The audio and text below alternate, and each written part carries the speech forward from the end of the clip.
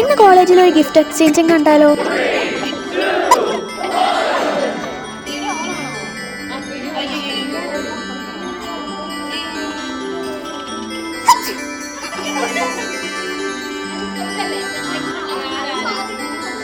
ഇതൊക്കെ തന്നെ ഞാൻ കുറേ മുന്നെയോ, അത്ര കുറയല്ല, കുറച്ച് മുന്നേ ക്രിസ്മസിന്റെ ഭാഗമായിട്ട് ഒരു ക്രിസ്മസ് ഫ്രണ്ട് തിരഞ്ഞെടുത്തിട്ടുണ്ടായിരുന്നില്ലേ?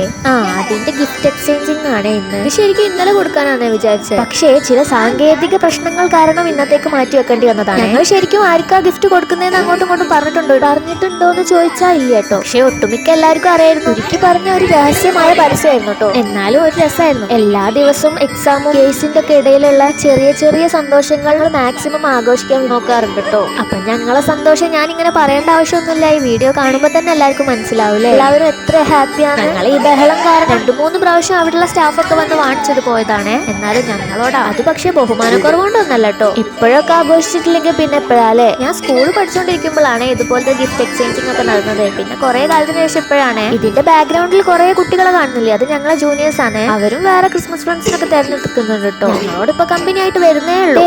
നിൽക്കുന്നില്ലേ? ഇതാണ് എന്റെ ക്രിസ്മസ് ഫ്രണ്ട്. അവളുടെ കയ്യിലുള്ള ഞാൻ കൊടുത്ത ഗിഫ്റ്റ് ആണ്. ദാണ്ട് ഇപ്പം വന്ന് വേഗം ഗിഫ്റ്റ് തട്ടിപ്പറിച്ച് പോയത് അവളുടെ ക്രിസ്മസ് ഫ്രണ്ട് ആണ്. സൂക്ഷിച്ച കേക്കാണെങ്കിൽ ബാക്ക്ഗ്രൗണ്ട് മ്യൂസിക് ആയിട്ട് ഒരു ചുമ കേൾക്കാൻ പറ്റൂട്ടോ. അത് വേറൊന്നും കൊണ്ടല്ല കേട്ടോ, ഒരു കോയിന് 2 വശം ഉണ്ടെന്ന് പറയുന്ന പോലെ തന്നെ ഡിസംബർ ആയ കുറെ ഇതുപോലെ നല്ല നല്ല കാര്യങ്ങളുടെ കൂടെ വരുന്നതാണ്. പനി, ചുമ, അങ്ങനത്തെ കാര്യങ്ങളൊക്കെ. ഇതിൽ കൂടുതൽ പ്രാവശ്യം ഇരയായതായി കാണുന്ന കുട്ടിയാണ്. പറഞ്ഞെന്ന് വെച്ച് ക്രെഡിറ്റ് അവർക്ക് മാത്രമുള്ളതല്ല കേട്ടോ, ഞങ്ങളും കൂടെ ഉണ്ട് കേട്ടോ. അങ്ങനെ ഞങ്ങൾ ഗിഫ്റ്റ് ഒക്കെ കുറച്ച് സ്നേഹം അങ്ങോട്ടും ഇങ്ങോട്ടും കൈമാറിയേ. അപ്പൊ നിങ്ങൾ വിചാരിക്കും സ്നേഹം കൈമാറി നിങ്ങൾ ഗിഫ്റ്റ് കൊടുക്കണമെന്ന്. അങ്ങനെയല്ല കേട്ടോ. നേരത്തെ പറഞ്ഞ പോലെ ഞങ്ങളുടെ ഒരു സന്തോഷം. പിന്നെ എന്തെങ്കിലും ഒരു സാധനം കിട്ടി അതിനുള്ളിൽ എന്താന്ന് അറിഞ്ഞിട്ടില്ലെങ്കിൽ ഒരു സമാധാനക്കേടല്ലേ? അപ്പൊ പിന്നെന്താ വേഗം അത് പൊട്ടിക്കാൻ വേണ്ടി കൂടായിരുന്നേ. അത് മാത്രല്ല കൂടെ ഉള്ളവരെ ഗിഫ്റ്റ് എന്താന്ന് കൂടി കാണാലോ. അതിന്റെ ഒരു തരം കൂടി ഉണ്ട് കേട്ടോ മുഖത്ത്. മിക്ക ആൾക്കാർക്കും കിട്ടിയത് സ്പ്രേയോ അല്ലെങ്കിൽ കത്തറോ ആണ്. അത് പിന്നെ അങ്ങനല്ലേ, ഒന്നെങ്കിൽ സ്പ്രേ അല്ലെങ്കിൽ ഇപ്പൊ ഹൗസ് വാമിങ്ങിനൊക്കെ ഇട്ടാണെങ്കിൽ എല്ലാം എന്തായിരിക്കും ബ്ലോക്ക് അങ്ങനത്തെ സാധനങ്ങളൊക്കെ. ഇത് മാത്രല്ല കേട്ടോ, ഞങ്ങള് ഫ്രണ്ട്സിനെ തെരഞ്ഞെടുക്കുമ്പോഴേ പറഞ്ഞിട്ടുണ്ട് കേട്ടോ ആർക്കും എന്തെങ്കിലും യൂസ്ഫുൾ ആയിട്ടുള്ള കാര്യങ്ങൾ കൊടുക്കണം. ഒരു ഗിഫ്റ്റ് അൺബോക്സിങ് കഴിഞ്ഞപ്പോഴേക്കും കുഞ്ഞു പലചരക്ക് കട തുടങ്ങാനുള്ള സാധനങ്ങളൊക്കെ ഉണ്ടായിരുന്നു കേട്ടോ. അതിൽ അങ്ങനെ എല്ലാവരും കൊടുത്ത ഗിഫ്റ്റ് ഒക്കെ കണ്ടു. പിന്നെ ഇനി വരാൻ പോകുന്ന ഞാൻ കൊടുത്ത ഗിഫ്റ്റ് ആണ്. കൊടുത്ത ഗിഫ്റ്റ് ആയതുകൊണ്ട് പറയല്ല,